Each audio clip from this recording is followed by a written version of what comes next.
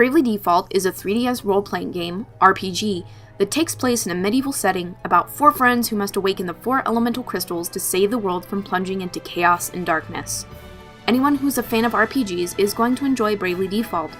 Even if you've never played an RPG in your life, if you're looking for a deep, story-driven game you can sink a lot of time into that will teach you how to use unique combat mechanics like a veteran, you will like this game. Learning the job, ability, and battle systems is a lot of fun, and the developers, Silicon Studios and Square Enix, did a great job of slowly teaching the player the concepts and strategies without overwhelming them. According to Nintendo's website, Bravely Default is all about customizing your team to complement your playstyle. One of my favorite things about this game is the ability to change the rate of random encounters. This is done via the Tactics menu under Configuration. The encounter rate is adjusted with a slider and starts at ±0%, and can be decreased to a minimum of -100% or increased to a maximum of +100%.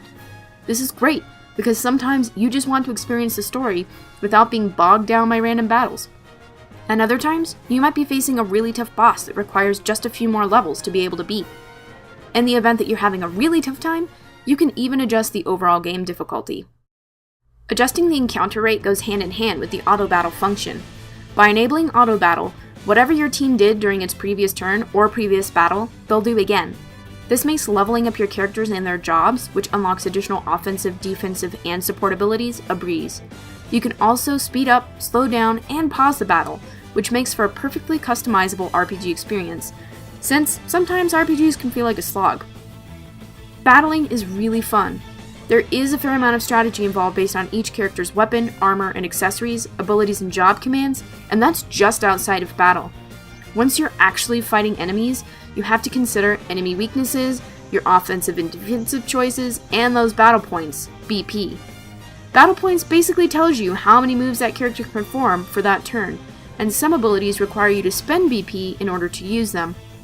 You can either choose to be brave and go negative with your BP to unleash a fury of attacks on your opponent, or save your BP by going default, which also increases your defense for that turn. See what they did there? Here's a hint. They named the game after their shiny new Brave default battle mechanic. One function of this game that I found kind of interesting is that you can play entirely with one hand. What I mean is, you can enter basically every command, such as confirm and cancel, etc., with your left hand. I'm not sure exactly what the purpose of this is, or if it can be switched to commands being entered solely with your right hand, but it is a neat feature that you will use. I like to think that maybe it's just to make their game a little more handicapped accessible. So, let's talk about the graphics. They are great, especially when you consider this is a handheld gaming system. The art style is perfect for the 3DS platform and the tone of the story. The 3D functionality of the 3DS is utilized really well, and overall, this is a beautiful game to look at and play. Not only that, but the music is incredibly good. Whether it's bombastic orchestral overtures featuring penny whistles and fiddles, dynamic, moody, and melodic environmental reflections infused with multi-ethnic flavors, energetic rock ballads with crazy guitar and accordion solos, I promise you, you will find yourself humming the melodies out loud. While some area music does start to get old after hearing it for the millionth time, battles in particular, it never really gets that boring. Combined with the fact that each character has their own theme song when they perform their special move in battle, the music is truly a joy. Additionally, the voice acting is top-notch. Each character feels fully fleshed out because the performances of the actors is so well done. Not to mention that you'll never get tired of hearing Edea say "murgur-gur" when someone irritates her.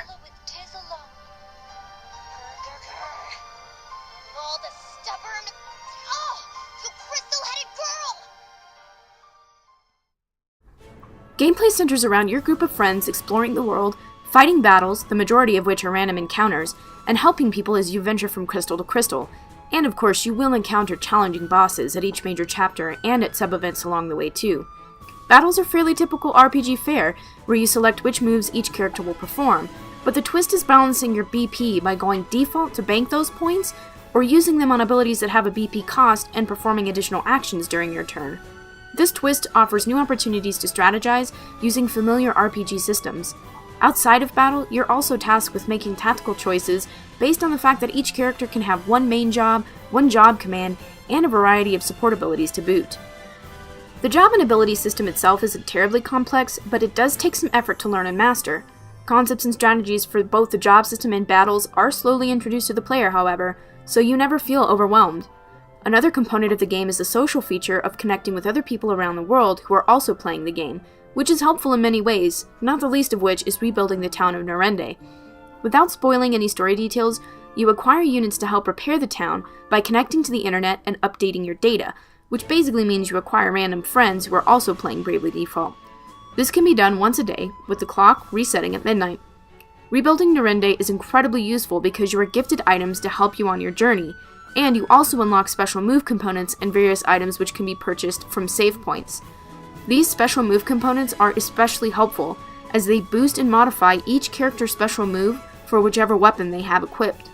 Connecting with other players also allows you to send and receive Nemesis data, which are enemies of varying difficulties as indicated by their level, which appear in Norende, and you can battle them outside of those random encounters. The best social feature of Bravely Default, in my opinion, is connecting with your registered friends who are also playing the game through a feature called AbleLink. AbleLink allows you to link one friend to each of the 4 characters, which gives you access to any of the abilities they've learned for the jobs you have unlocked. This means you can have a Black Mage at the maximum job level of 14 if you link your character with a friend who has leveled the Black Mage job that high, giving you access to abilities that say your level 3 Black Mage hasn't unlocked yet.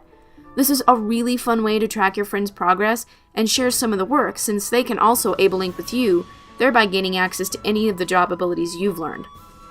I've played just over 40 hours of the game, and from what I can tell, I'm about halfway through.